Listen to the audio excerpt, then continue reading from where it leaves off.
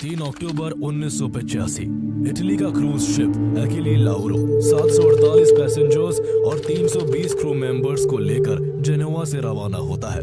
इस क्रूज को 11 दिन का सफर करना था और इसे इजिप्ट के अलेक्जेंड्रिया होते हुए इजराइल के एशडोड पोर्ट तक जाना था। क्रूज की कमांड कैप्टन जेरार्डो दे रोसा के हाथों में थी और मैक्स वीको क्रूज मैनेजर की भूमिका में थे। 748 पैसेंजर्स में सबसे ज्यादा अमेरिकन और ब्रिटिश थे, जबकि कुछ पैसेंजर्स इटालियन, जर्मन और ऑस्ट्रियन भी होते हैं। ज्यादातर लोग अपने परिवार के साथ छुट्टियां बिताने आए थे। इनमें से कई यात्रियों ने पहले से प्लान किया था कि 4 दिन की यात्रा के बाद वो इजिप्ट के अलेक्जेंड्रिया पोर्ट पर उतरेंगे और वहां से एक बस टूर लेकर पिरामिड्स ऑफ गीजा देखने जाएंगे। इसी सफर में अमेरिका के न्यूयॉर्क और न्यू जर्सी से आया एक समूह भी शामिल था, जिन्होंने थ्रिल के लिए अपनी जर्सी शोर की छुट्टियां छोड़कर इस क्रूज को चुना था। ये ट्रिप खास तौर पर 69 year old Jewish American businessman Leon Klinghoffer के लिए सबसे ज्यादा मायने रखता था। वो अपनी पत्नी मैरिलिन क्लिंगहोफर के साथ आए थे और इस ट्रिप को उन्होंने अपनी पत्नी के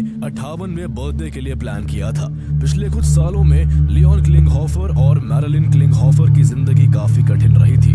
मैरिलिन ने हाल ही में कॉलन कैंसर को हराया था, जबकि लियोन 2 स्ट्रोक्स झेल चुके थे और अब ज्यादातर समय व्हीलचेयर पर रहते थे। समुद्र का पानी उस दिन एकदम शांत था। सूर्य की हल्की सुनहरी रोशनी पानी की लहरों पर टूट रही थी और अकेली लाउरो समुद्र को चीरते हुए ऐसे आगे बढ़ रहा था जैसे गैलेक्सीज में कोई तारा टिमटिमा रहा हो। 4 अक्टूबर तक शिप इटली के नेपल्स पहुंचा और फिर यहाँ से स्ट्रेट्स ऑफ मेसिना में एंटर कर गया। जहाज के डेक पर बच्चे खिलखिला रहे थे, बुजुर्ग धूप सेक रहे थे और कुछ लोग अपनी अपनी फोटो लेने में मशगूल थे। हर किसी को इस लंबी यात्रा के बाकी खूबसूरत दिनों का इंतजार था, लेकिन इन यात्रियों में 4 ऐसे लोग भी थे जिनके इरादे नेक नहीं थे। वो यहाँ घूमने या एंजॉय करने के मकसद से नहीं, बल्कि एक भयानक नियत के साथ आए थे। वो चारों बाकी लोगों से घुलने मिलने से बचते थे और पूछने पर खुद को नॉर्वेजियन बताते थे, लेकिन उन्हें फ्लुएंट इंग्लिश समझ नहीं आती थी। क्रूज मैनेजर मैक्स वीको को उनकी गतिविधियां थोड़ी अजीब लगी, लेकिन जहाज पर इतनी भीड़ होने के कारण किसी ने उन पर ज्यादा ध्यान नहीं दिया और शिप अपनी रफ्तार से आगे बढ़ता रहा। करीब 3 दिन की ट्रैवलिंग के बाद 6 अक्टूबर को अकेली लाउरो मेडिटेरेनियन सी में एंटर कर गया। उस दिन मैरिलिन क्लिंगहोफर का बर्थडे भी था। ऐसे में केक काटा गया और तालियों की गड़गड़ाहट और हैप्पी बर्थडे मैरिलिन की गूंज ने शिप के पूरे माहौल को और ज्यादा खुशनुमा बना दिया। उस समय किसी को अंदाजा नहीं था कि कुछ ही घंटों बाद इसी जहाज पर एक ऐसी घटना होने वाली है जो इस क्रूज, उसके पैसेंजर्स और कई देशों के रिश्तों को हमेशा के लिए बदल देगी। 7 अक्टूबर की सुबह शिप इजिप्ट के अलेक्जेंड्रिया पोर्ट पहुंच जाती है। यहाँ 651 पैसेंजर्स अपने प्लान के अकॉर्डिंग इजिप्ट के बेहद सुंदर पिरामिड्स देखने के लिए कायरो की बस टूर पर निकल पड़ते हैं। उन्हें 14 घंटे बाद इजिप्ट के पोर्ट सैड में इस शिप से दोबारा मिलना था। इस तरह अब शिप में क्रू के अलावा केवल 97 पैसेंजर्स बचे, जिनमें लियोन क्लिंगहोफर, उनकी पत्नी और उनके दोस्त भी शामिल थे। कुछ घंटे के ब्रेक के बाद कैप्टन जेरार्डो दे रोसा शिप की डायरेक्शन अलेक्जेंड्रिया पोर्ट से 225 किलोमीटर वेस्ट में मौजूद पोर्ट सैड की ओर मोड़ देते हैं। इस बीच क्रूज का कैबिन वार्डन बचे हुए पैसेंजर्स के कैबिन में जा जाकर उनको कॉम्प्लीमेंट्री फूड्स दे रहा था। ऐसे में कैबिन वार्डन उन चारों पैसेंजर्स के कैबिन पर भी पहुंचा जो खौफनाक इरादे के साथ आए थे। गलती से उस समय इन चारों पैसेंजर्स के कैबिन का दरवाजा खुला हुआ था। ऐसे में कैबिन के अंदर एंटर करते ही कैबिन वार्डन ने जो देखा, उसकी आंखें फटी की फटी रह गई। उन चारों लोगों के पास खतरनाक वेपन्स थे और उस वक्त वो लोग उन वेपन्स को साफ कर रहे थे। दरअसल उन दिनों क्रूज शिप्स की सिक्योरिटी बहुत बेसिक होती थी और इसी का फायदा उठाकर वो मिलिटेंट्स अपने वेपन्स को इटली के पोर्ट तक अपनी गाड़ी के ऑयल टैंक में छिपा कर लाए थे। अपने कैबिन में कैबिन वार्डन को देखते ही उन चारों मिलिटेंट्स के भी होश उड़ गए, क्योंकि उनकी प्लानिंग को एग्जीक्यूट करने में अभी काफी समय बचा था। लेकिन पकड़े जाने के डर से उन्होंने अगले ही पल कैबिन वार्डन पर बंदूक तान दी और उसे हॉस्टेज बना लिया। इसके बाद चारों हाईजैकर्स अपने कैबिन से निकलकर डाइनिंग हॉल में आ गए और अपने ऑटोमेटिक वेपन से गोलीबारी करने लगे। गोलियों की तड़तड़ाहट से शांत और सुकून भरा माहौल अचानक अफरा तफरी में बदल गया। लोग घबराकर इधर उधर भागने लगे, लेकिन अफसोस शिप समुद्र के बीच में था और उनके पास शिप में मौजूद कुछ मीटर के अलावा कहीं और भागने की कोई जगह नहीं थी। देखते ही देखते चारों तरफ भय और खामोशी का माहौल छा गया। इससे पहले कि हाईजैकर्स शिप के रेडियो रूम तक पहुंचते, एक रेडियो ऑपरेटर ने एक SOS कॉल के माध्यम से अकीली लाउरो की हाईजैकिंग की खबर को ब्रॉडकास्ट कर दिया, जिसे स्वीडन के एक रेडियो स्टेशन ने रिसीव कर लिया। हाईजैकर्स को इसका पता नहीं चला, लेकिन कुछ ही मिनटों बाद उन्होंने शिप का पूरा कम्युनिकेशन सिस्टम तहस नहस कर दिया। इसके बाद हाईजैकर्स ने बंदूक की नोक पर कैप्टन जेरार्डो दे रोसा को भी बंधक बना लिया और उन्हें आदेश दिया कि शिप को सीरिया के पोर्ट टार्टस की ओर मोड़ दिया जाए। हाईजैकर्स ने कैप्टन को धमकी दी कि वो केवल 4 नहीं बल्कि 20 लोग हैं और जरा सी होशियारी दिखाने पर वो सभी को गोलियों से भून देंगे। उधर जो पैसेंजर्स कायरो टूर पर गए थे वो शाम तक अपना टूर पूरा करके पोर्ट सेट पहुंच गए, लेकिन वहां पहुंचने पर उन्हें ये देखकर हैरानी हुई कि वहां अकीली लाउरो नहीं पहुंचा था। पहले उन्हें बताया गया कि सुएज कैनाल में लगने वाले ट्रैफिक के चलते अकीली लाउरो लेट हो गया है, लेकिन अगले 3 घंटे के इंतजार के बाद भी जब क्रूज नहीं आया तो उन्हें सच बता दिया गया कि अकीली लाउरो हाईजैक हो चुका है। लेकिन सवाल ये था कि आखिर ये चारों हाईजैकर्स थे कौन? इन्होंने अकीली लाउरो को हाईजैक क्यों किया था? आगे उन्होंने इन पैसेंजर्स के साथ क्या किया और कैसे इस एक हाईजैकिंग ने दुनिया के कई देशों को एक दूसरे के खिलाफ खड़ा कर दिया। अकीली लाउरो पर असल में सिर्फ 4 ही हाईजैकर्स थे। 20 हाईजैकर्स का दावा उन्होंने सिर्फ डर फैलाने के लिए किया था। कैप्टन जेरार्डो दे रोसा उनकी जान से मारने की धमकी के कारण जहाज को हाईजैकर्स के कहे अनुसार सीरिया के पोर्ट टार्टस की तरफ मोड़ देते हैं। इसके बाद हाईजैकर्स हॉस्टेजेस को देश और आइडेंटिटी के आधार पर अलग अलग करना शुरू कर देते हैं। उन्हें खास तौर पर जूस, अमेरिकन और ब्रिटिशर्स की तलाश होती है। सभी जूस, अमेरिकन और ब्रिटिश पैसेंजर्स को इकट्ठा करके हाईजैकर्स ऊपर के डेक में ले जाते हैं, जबकि इटालियन, जर्मन और ऑस्ट्रियन को नीचे के डेक में रखा जाता है। हालांकि अमेरिकन जूस होने के बावजूद लियोन क्लिंगहोफर को नीचे के कैबिन में ही छोड़ दिया गया, क्योंकि व्हीलचेयर की वजह से उन्हें ऊपर ले जाना हाईजैकर्स के लिए मुश्किल हो रहा था। लेकिन उनकी वाइफ मैरिलिन क्लिंगहोफर को बाकी जूस हॉस्टेजेस के साथ ऊपर के कैबिन में बंद कर दिया गया। जब हाईजैकर्स को लगा कि पूरी सिचुएशन उनके कंट्रोल में है, तो वो अपनी डिमांड रखते हैं कि इजराइल अपने जेल में बंद 50 पैलेस्टीनियन प्रिजनर्स को रिहा करे, नहीं तो इसका अंजाम बहुत बुरा होगा। आगे वो चेतावनी देते हुए कहते हैं कि अगर शाम के 3 बजे तक इजराइल ने पैलेस्टीनियन प्रिजनर्स रिहा नहीं किए तो हम हॉस्टेजेस को मारना शुरू कर देंगे। ये हाईजैकिंग इसलिए भी बेहद गंभीर थी क्योंकि इसमें कई देश सीधे तौर पर शामिल हो गए थे। शिप इटालियन था, उस पर सवार बहुत से पैसेंजर्स अमेरिकन एंड ब्रिटिश थे और हाईजैकिंग इजिप्ट में की गई थी। हाईजैकर्स खुद को पैलेस्टीनियन लिबरेशन फ्रंट PLF का बता रहे थे और शिप को सीरिया की ओर ले जाकर इजराइल पर दबाव डाल रहे थे कि वो 50 पैलेस्टीनियन प्रिजनर्स को छोड़े। यानी एक ही घटना में Italy, Egypt, USA, Britain, Israel, Palestine और सीरिया, ये 7 देश सीधे तौर पर फंस चुके थे। इटली और इजिप्ट इस मामले को बिना हाथ मैले किए डिप्लोमेटिक लेवल पर बातचीत करके सुलझाना चाहता था, जबकि अमेरिका इन हाईजैकर्स को टेररिस्ट करार देकर इन पर जरा भी रहम नहीं खाना चाहता था और इन्हें हाईजैकिंग के लिए सबक सिखाना चाहता था। ऐसी सिचुएशन में इजराइल का भी सख्त रुख था और वो किसी भी कीमत पर अपनी जेल से 50 पैलेस्टीनियन प्रिजनर्स को रिहा करने के लिए राजी नहीं हुआ। 8 अक्टूबर की दोपहर तक भी इजराइल का जवाब साफ था कि किसी भी हाल में एक भी प्रिजनर रिहा नहीं होगा।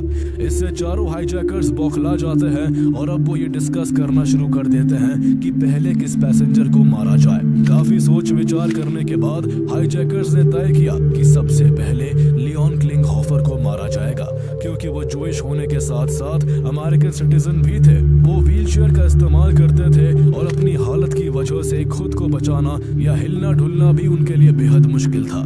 ऐसे में उनकी जान लेना बाकियों के कंपैरिजन में बेहद आसान था।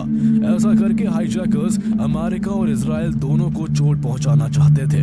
इसके बाद हाईजैकर्स क्लिंगहोफर को उनकी व्हीलचेयर समेत खींचते हुए शिप के स्टर्न तक ले जाते हैं और उनके सिर और छाती में गोली मार देते हैं, जिससे उनकी तुरंत मौत हो जाती है। इसके बाद हाईजैकर्स उनकी डेड बॉडी को व्हीलचेयर सहित समुद्र में फेंक देते हैं। इस दौरान कई पैसेंजर्स ने गोलियों की आवाज और पानी में कुछ भारी चीज गिरने की आवाज सुनी, जिसे सुनकर वो डर से कांपने लगते हैं। थोड़ी देर बाद एक हाईजैकर खून से सने कपड़ों में वापस ब्रिज पर पहुंचता है और कैप्टन जेराडो दे रोसा से कहता है, मैंने एक अमेरिकन की जान ले ली है और अगर जल्दी हमारी मांगे पूरी नहीं की गई तो अगला नंबर एक ब्रिटिश पैसेंजर का होगा। इस समय तक क्रूज शिप सीरिया के टार्टस पोर्ट के काफी करीब पहुंच चुका था। ऐसे में हाईजैकर्स कैप्टन दे रोसा के जरिए सीरियन अथॉरिटी से शिप को टार्टस पोर्ट पर डॉक करने की परमिशन मांगते हैं, लेकिन सीरिया की तरफ से जवाब आता है, go back where you came from. Syria ने ऐसा इसलिए किया क्योंकि वो अमेरिका से टकराना नहीं चाहता था। अमेरिका पहले ही मेडिटेरेनियन कोस्ट पर स्थित सभी देशों को चेतावनी दे चुका था कि कोई भी अपने पोर्ट पर अकेली लाउरो को डॉक ना होने दे। सीरिया से परमिशन ना मिलने के बाद हाईजैकर्स कैप्टन को शिप लीबिया की ओर मोड़ने का आदेश देते हैं। समय तेजी के साथ निकलता जा रहा था और हर बीतते मिनट के साथ पैसेंजर्स की जिंदगी मौत के साए में चलती चली जा रही थी। चूंकि हाईजैकर्स ने 50 पैलेस्टीनियन प्रिजनर्स को रिहा करने की मांग रखी थी, इसलिए अमेरिकन और Italian government Palestine Liberation Organisation PLO के चेयरमैन यासिर अराफत से कांटेक्ट करते हैं ताकि पता चल सके कि इस हाईजैकिंग में उनका कोई रोल है या नहीं। अराफत ने इसे तुरंत कंडेम किया और इन्वॉल्वमेंट से साफ इनकार कर दिया। उन्होंने कहा कि वो इस मामले को शांतिपूर्वक सुलझाने के लिए अपनी तरफ से हर संभव कोशिश करेंगे। इसके बाद वो अपने 2 सहयोगी अबू अब्बास और हानी अल हसन को नेगोशिएटर्स बनाकर इजिप्ट भेज देते हैं और किसी भी तरह से हाईजैकर से बातचीत करके इस मुद्दे को सुलझाने का आदेश देते हैं। अबू अब्बास PLO के internal faction Palestinian Liberation Front PLF का हेड था। उसने सिप्रस के रेडियो स्टेशन के जरिए हाईजैकर से कांटेक्ट किया और उन्हें वापस पोर्ट साइड लौटने के निर्देश दिए। साथ ही सभी पैसेंजर से अच्छे से पेश आने को कहा। हाईजैकर्स और अबू अब्बास के बीच इस बातचीत को ब्रिज पर मौजूद शिप मैनेजर मैक्स फीको और कैप्टन डे रोसा भी सुन रहे थे और अबू अब्बास ने हाईजैकर्स की ओर से उनसे माफी भी मांगी। यहाँ दिलचस्प बात यह है कि इस हाईजैकिंग का मास्टरमाइंड कोई और नहीं बल्कि अबू अब्बास ही था, जो बीच में नेगोशिएटर बना हुआ था। ऐसा कहा जाता है कि उसने ये प्लानिंग इतनी सीक्रेसी से की थी कि इस बारे में PLO के चेयरमैन यासिर अराफत को भी नहीं पता था। असल में उसका मकसद शिप को हाईजैक करने का था ही नहीं, बल्कि वो इस शिप के जरिए अपने गुर्गों को इस शिप की लास्ट डेस्टिनेशन इजराइल के अशदोद पोर्ट पहुंचाना चाहता था। वहां जाकर हाईजैकर्स इजराइल के एक मिलिट्री बेस को निशाना बनाकर ट्यूनीशिया पर हुए इजरायली अटैक का बदला लेना चाहते थे, लेकिन बीच में ही कैबिन वार्डन द्वारा वेपन्स देख लिए जाने के कारण पूरा प्लान बिगड़ गया और उन्हें बीच समुद्र में ही शिप को हाईजैक करना पड़ा। पर अब कई देशों के शामिल होने से PLO चेयरमैन अराफत पर भारी दबाव था, इसलिए अबू अब्बास को भी समझ आ गया कि अब नेगोशिएशन करना ही सबसे अच्छा रास्ता है ताकि उसकी डायरेक्ट इन्वॉल्वमेंट छुपी रहे। अपने आका अबू अब्बास के निर्देश पर हाईजैकर समझौते के लिए मान जाते हैं और 8 अक्टूबर की रात करीब 7 बजे शिप को वापस पोर्ट साइड की ओर मोड़ दिया जाता है। हाईजैकर्स कैप्टन डे रोसा और अबू अब्बास के बीच जो बातचीत हुई थी उसको इजरायली इंटेलिजेंस एजेंसी मोसाद ने इंटरसेप्ट कर लिया था और इसकी रिकॉर्डिंग अमेरिका को भेज दी। इससे अमेरिका को साफ पता चल गया कि इस हाईजैकिंग के पीछे असली दिमाग अबू अब्बास का ही है। ऐसे में अमेरिका मिलिट्री एक्शन के जरिए एक रेस्क्यू मिशन के लिए मचल उठता है। इधर इजिप्ट और इटली अबू अब्बास और हनी अल हसन के जरिए हाईजैकर से नेगोशिएशन करने की तैयारी में जुटे हुए थे। जैसे ही 9 अक्टूबर की सुबह 7:30 बजे अकेली लाउरो पोर्ट साइड पहुंचता है, कुछ देर बाद अबू अब्बास और हनी अल हसन भी वहां पहुंच जाते हैं और वो इजिप्ट और इटली की ओर से हाईजैकर से बातचीत शुरू कर देते हैं। माहौल को इस तरह पेश किया गया जैसे गंभीर ऑफिशियल नेगोशिएशन चल रही हो। इस बातचीत के बाद उसी दोपहर PLO के चेयरमैन यासिर अराफत ने इटालियन प्राइम मिनिस्टर क्रैक्सी से बात की और कहा कि हाईजैकर सभी हॉस्टेजेस को छोड़ने के लिए तैयार है, लेकिन इसके बदले हाईजैकर्स को सुरक्षित निकलने दिया जाए और उनसे इटली, ब्रिटेन, अमेरिका और वेस्ट जर्मनी के ऑफिशियल्स खुद पोर्ट साइड आकर बातचीत करें। ऐसे में इटली एम्बेसडर जियोवानी मिग्लियोलो ने बाकी देशों के एम्बेसडर से पोर्ट साइड चलने की रिक्वेस्ट की, लेकिन अमेरिकी राजदूत निकोलस ए वेलियोटिस ने ये कहते हुए मना कर दिया कि ऐसा करने से हाईजैकर्स इसे अपनी जीत मानेंगे और अमेरिका की नीति है कि वो आतंकवादियों से कभी नेगोशिएशन नहीं करता। इन सब के बीच शिप के कैप्टन की ओर से एक मैसेज आता है जो कह रहे थे, मैं अकेली लाउरो का कैप्टन बोल रहा हूँ और मेरे साथ मेरे सभी क्रू मेंबर्स और सभी पैसेंजर्स सुरक्षित है। असल में ये मैसेज शिप पर मौजूद एक हाईजैकर मुल्की ने कैप्टन डे रोसा से बंदूक की नोक पर बुलवाया था ताकि सभी की सेफ्टी की बात सुनकर सभी देश हाईजैकर्स को सेफ पैसेज देने के लिए तैयार हो जाए। कैप्टन डे रोसा के इस मैसेज को आधार बनाते हुए इजिप्ट के फॉरेन मिनिस्टर ने चारों एम्बेसडर्स से फिर मुलाकात की और दबाव डाला कि हाईजैकर्स को गिरफ्तार करने के बजाय पीएलओ के हवाले कर दिया जाए। यूएस एम्बेसडर निकोलस वेलियोटिस और ब्रिटिश एम्बेसडर ने इसका कड़ा विरोध किया, लेकिन इजिप्ट के साथ साथ इटालियन एम्बेसडर और वेस्ट जर्मन एम्बेसडर इस समझौते के लिए राजी हो गए। ऐसे में अमेरिका के विरोध के बावजूद इजिप्शियन गवर्नमेंट ने हाईजैकर्स को सुरक्षित निकालने की प्रक्रिया शुरू कर दी। शाम 5 बजे चारों पैलेस्टीनियन हाईजैकर्स को एक बोट से किनारे ले जाया गया। जैसे ही सभी हाईजैकर्स सुरक्षित इजिप्ट के भीतरी इलाके में पहुंचे, इजिप्ट के लोकल लोग जोर जोर से फिदाईन फिदाईन अल्लाहू अकबर कहकर उनका स्वागत करते हैं। इस तरह हाईजैकिंग के 3 दिन बाद अब फाइनली अकीली लाहौरो हाईजैकर्स के साये से आजाद था और अब सभी पैसेंजर सुरक्षित थे और राहत की सांस ले रहे थे। लेकिन जैसे ही मैरिलिन क्लिंगहोफर को कैप्टन डे रोसा से पता चलता है कि हाईजैकर्स ने उनके पति लियोन क्लिंगहोफर को गोली मारकर समुद्र में फेंक दिया है, वो दहाड़ मारकर रोने लगती है और सदमे में वही गिर पड़ती है।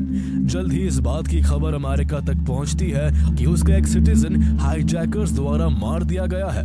इस खबर से अमेरिका का गुस्सा 7वें आसमान पर पहुंच जाता है।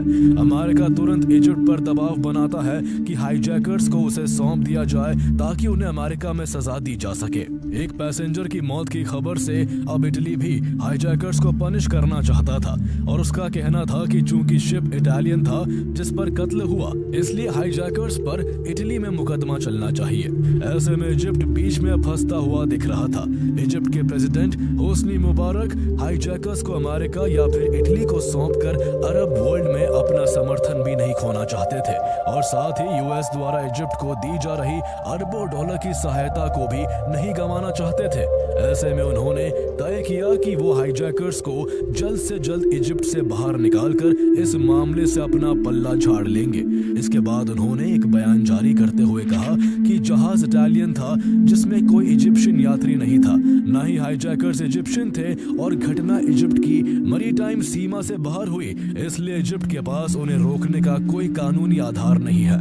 इसके बाद इजिप्ट ने सीक्रेटली पीएलओ को 48 घंटे का समय दिया कि वो हाईजैकर्स को किसी सुरक्षित देश ले जाए, लेकिन वही दूसरी ओर उन्होंने मीडिया के माध्यम से ये झूठी खबर फैला दी कि हाईजैकर्स पहले ही इजिप्ट छोड़ चुके हैं। हालांकि यूएस इंटेलिजेंस के पास जानकारी थी कि हाईजैकर्स अभी भी इजिप्ट में ही मौजूद है, इसलिए अमेरिका ने तय किया कि वो बीच रास्ते में ही हाईजैकर्स को पकड़ लेगा। इजिप्ट के अंदर छिपे इन हाईजैकर्स को ट्रैक करने में अमेरिका के साथ साथ इजराइल भी लगा हुआ था। 10 अक्टूबर 1985 की सुबह इजराइल मिलिट्री अटाशे मेजर जनरल ऊरी सिमहोनी ने American security official Oliver north को ये जानकारी दी कि हाईजैकर्स कायरो के पास मौजूद अलमाजा एयर बेस में मौजूद है। कुछ घंटों बाद यूएस ने यह भी पता लगा लिया कि इजिप्ट उन्हें इजिप्ट एयर बोइंग 737 से रात में ट्यूनीशिया ले जाने वाला है। ऐसे में यूएस ने अनुमान लगाया कि लीबिया और चैड के साथ इजिप्ट के रिश्ते अच्छे न होने की वजह से ये एयरक्राफ्ट मेडिटेरेनियन सी के ऊपर से उड़ान भरेगा और ऐसा होने पर यूएस नेवी के फाइटर जेट्स उसे इजीली इंटरसेप्ट कर सकते हैं। ऐसे में उस पूरे मिशन की जिम्मेदारी यूएस नेवी के ऑफिसर जेम्स आर स्टार्क को सौंप दी गई, जिन्होंने जल्दी ही इसकी प्लानिंग शुरू कर दी। उन्होंने वर्ल्ड वॉर 2 में जापानीज एडमिरल यामामोटो के विमान को यूएस द्वारा इंटरसेप्ट करने के एग्जाम्पल को ध्यान में रखते हुए यह तय किया कि यूएस एक बार फिर से उसी स्ट्रेटेजी के साथ आगे बढ़ेगा। बस फर्क सिर्फ इतना होगा कि वहां यूएस एयरक्राफ्ट को शॉट डाउन करने के बजाय उसे फोर्स लैंडिंग कराने पर फोकस करेगा। फोर्स लैंडिंग के लिए इटली के सिगोनेला को चुना गया। दरअसल इस बेस पर इटली की मिलिट्री का नियंत्रण है, लेकिन यहाँ यूएस नेवी की नेवल एयर स्टेशन भी मौजूद है, यानी ये बेस इटली की जमीन पर है, लेकिन अमेरिका भी वहां ऑपरेशन चला सकता है। इस प्लान को जल्द ही अमेरिकन प्रेसिडेंट रोनाल्ड रीगन की तरफ से मंजूरी दे दी गई। 10 अक्टूबर 4:15 पर हाईजैकर्स को लेकर इजिप्ट एयर बोइंग 737 उड़ान भरता है। उनके साथ अबू अब्बास, ओजुद्दीन बद्रकान और इजिप्ट की एलीट फोर्स 777 के कमांडोज भी थे। ऐसा लग रहा था जैसे इजिप्ट उन्हें ऑफिशियल सिक्योरिटी में सुरक्षित ले जा रहा हो। प्लेन का डेस्टिनेशन ट्यूनीशिया था, जहां पीएलएफ का हेडक्वार्टर था। दूसरी तरफ अमेरिका के F-14 Tomcat fighters, E-2C Hawkeye radar aircraft, A-6 intruders, EA-6B Prowler and electronic surveillance planes इस इजिप्शियन एयरक्राफ्ट का पीछा करना शुरू कर देते हैं। जब यूएस ऑफिशियल ने रेडार पर इसे लोकेट करने का प्रयास किया तो उसे कई एयरक्राफ्ट दिखाई दे रहे थे, और ऐसे में यह पहचानना मुश्किल था कि इनमें से इजिप्ट एयर 737 कौन सा है। ऐसे में F-14 टॉमकैट फाइटर्स ने अपनी लाइट बंद कर ली और हर एयरक्राफ्ट के बेहद नजदीक जाकर उसके विजुअल आईडी का पता लगाना शुरू किया। दूसरे कई एयरक्राफ्ट को चेक करने के बाद अमेरिकन पायलट मैसी एक बोइंग के करीब पहुंच गए। उन्होंने अपनी फाइटर जेट की फ्लैशलाइट ऑन कर ली ताकि वो टेल नंबर पढ़ सके। जैसे ही उस पर SUAY लिखा मिला, उनकी खुशी का ठिकाना नहीं रहा। कंफर्मेशन के बाद सभी अमेरिकन एयरक्राफ्ट्स ने चारों तरफ से इजिप्ट एयर 737 को घेर लिया। चारों तरफ से खुद को घिरते देखकर इजिप्ट एयर 737 ने ट्यूनीशिया और एथेंस दोनों से लैंडिंग क्लियरेंस मांगी, लेकिन दोनों ने ही यूएस के डर से क्लियरेंस देने से इनकार कर दिया। इसके बाद यूएस हॉकाई के पायलट ने इजिप्ट एयर के लिए रेडियो पर एक मैसेज छोड़ा, डाइवर्ट टू सिगोनेला नाउ। लेकिन इसके बाद भी जब इजिप्शियन पायलट ने उनकी बात नहीं मानी तो अमेरिकन पायलट्स की तरफ से इजिप्शियन पायलट को शूट डाउन की चेतावनी दी जाने लगी। अब अमेरिकी फाइटर जेट्स इजिप्ट एयर 737 के इतने पास उड़ रहे थे कि उसके लिए मैन्यूवर करना मुश्किल हो गया। आखिरकार हार कर इजिप्शियन पायलट ने प्लेन को सिगोनेला की ओर मोड़ दिया। इस तरह कुछ घंटे की उड़ान के बाद शाम के 6:45 पर इजिप्ट एयर 737 को सिगोनेला में लैंडिंग करनी पड़ी। सिगोनेला में लैंडिंग करते ही इस इजिप्शियन एयरक्राफ्ट को यूएस नेवी सील्स ने चारों ओर से घेर लिया। इन सब के बीच एक अजीब सी स्थिति तब पैदा हो गई जब कुछ ही मिनटों में इटालियन एयरफोर्स और इटली की मिलिट्री पुलिस कैराबिनियरी ने पीछे से यूएस फोर्सेस को घेर लिया। यानी अब इजिप्शियन एयरक्राफ्ट अमेरिका की बंदूक के नोक पर था और अमेरिकी फोर्सेस इटालियन फोर्सेस के निशाने पर थी। ऐसा लग रहा था कि एक शिप हाईजैकिंग दो देशों के बीच वॉर की सिचुएशन ना पैदा कर दे। हिस्ट्री में इसी अजीब सिचुएशन को सिगोनेला क्राइसिस कहा जाता है। समस्या ये थी कि अकीली लाउरो इटली का था, इसलिए इटली कह रहा था कि मामला उसका है। यूएस कह रहा था कि अमेरिकन सिटीजन की हत्या हुई है, इसलिए हाईजैकर्स को पनिशमेंट देने का पहला हक उसका है। और सबसे बड़ा मुद्दा ये था कि यूएस ने इटली को बताए बिना इजिप्शियन एयरक्राफ्ट को सिगोनेला में उतार लिया, जिसे इटली ने अपनी सोवरेनिटी का वायलेशन माना। सिचुएशन ये थी कि जहां 80 यूएस स्पेशल फोर्सेस ने विमान को घेरा हुआ था, तो वही इटली की एयरफोर्स और कैराबिनियरी की संख्या 300 से अधिक थी, जिन्होंने यूएस फोर्सेस को घेरा हुआ था। रनवे पर कैराबिनियरी ने ट्रकों से रास्ता ब्लॉक कर रखा था।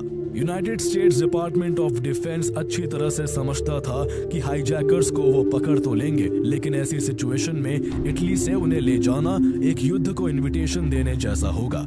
ऐसे में 11 अक्टूबर की सुबह 4 बजे यूएस ने अपनी फोर्सेस को पीछे हटने का आदेश दिया। इसके बाद इटली और अमेरिका के बीच करीब 5 घंटे की बातचीत चली और फिर दोनों ने मिलकर तय किया कि हाईजैकर्स इटली के ही पास रहेंगे और उन पर वही ट्रायल चलाया जाएगा। इसके बाद हाईजैकर्स को विमान से उतारा गया और सभी को कैराबिनियरी ने तुरंत गिरफ्तार करके पुलिस स्टेशन भेज दिया। लेकिन अबू अब्बास पर बात अटक गई, क्योंकि उसका कहना था कि वो सिर्फ नेगोशिएटर था। इजिप्ट ने भी उसका सपोर्ट किया कि उसके पास डिप्लोमेटिक स्टेटस है। पीएलओ ने इटली को चेतावनी दी कि अगर अब्बास को उसने यूएस को सौंपा तो उसे इसके गंभीर परिणाम भुगतने होंगे। ऐसे में इटालियन गवर्नमेंट ने अबू अब्बास को रिलीज कर दिया। इसके बाद अब्बास और बद्रकान इजिप्ट एयर से रोम पहुंचे और फिर वहां से यूगोस्लाव एयरलाइंस की फ्लाइट पकड़कर बेलग्रेड भाग गए। इस पर यूएस इटली और यूगोस्लाविया दोनों से नाराज हुआ, लेकिन उसके पास और कोई चारा नहीं था। लियोन क्लिंगहोफर की डेड बॉडी कई दिन बाद 15 अक्टूबर को सीरिया के टार्टस पोर्ट के पास मिली। इस घटना ने न सिर्फ दुनिया को हिलाकर रख दिया बल्कि क्लिंगहोफर परिवार की जिंदगी हमेशा के लिए बदल दी। कुछ साल बाद लियोन क्लिंगहोफर की बेटियों ने एंटी डेफेमेशन लीग के साथ मिलकर the Leon and Marilyn Klinghoffer memorial foundation establish की, जो शिक्षा, राजनीति और कानूनी माध्यमों से टेररिज्म का मुकाबला करने का काम करती है। इटली के कोर्ट में जब इस पूरे मामले में मुकदमा चला तो उसने पीएलओ को लियोन क्लिंगहोफर के परिवार को $1.5 बिलियन देने का आदेश दिया। इस बीच इटली में सभी हाईजैकर्स और हाईजैकिंग की प्लानिंग में शामिल लोगों पर भी कार्रवाई शुरू हुई। 10 जुलाई 1986 को इटालियन कोर्ट ने हाईजैकर्स को hostage taking with terrorist intent leading to murder का दोषी पाया। लेकिन हैरान करने वाली बात यह थी कि इटालियन कोर्ट ने उन्हें soldiers fighting for their ideals कहा, टेररिस्ट नहीं।